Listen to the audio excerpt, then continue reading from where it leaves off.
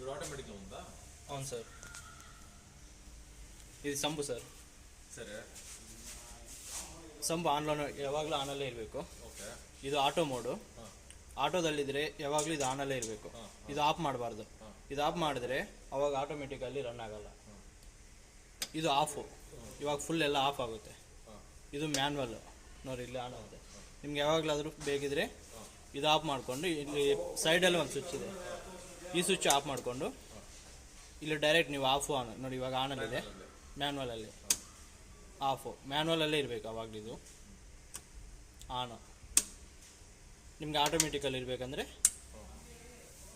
ಇದು ಆನಲ್ಲೇ ಇರಬೇಕು, side switch ಆನಲ್ಲೇ ಇರಬೇಕು, ಇದು ಆನಲ್ಲೇ ಇರಬೇಕು, ಆಟೋಮೆಟಿಕಲ್ಲಿ ಇರುತ್ತೆ.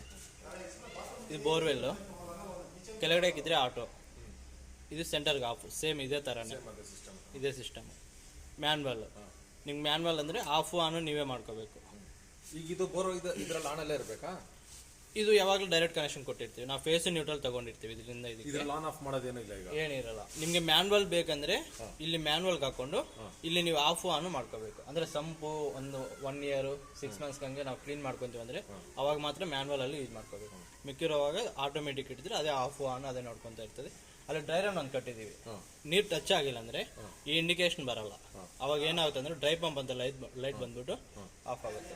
ಇವಾಗ ರನ್ನಿಂಗ್ ಆಗ್ತಾ ಇದೆ ಅಲ್ವಾ, ಅನಿಲ್ ಅದು ಪೈಸೆ ಡೈರೆಕ್ಟ್ ಸೈಡ್ ಕಣ.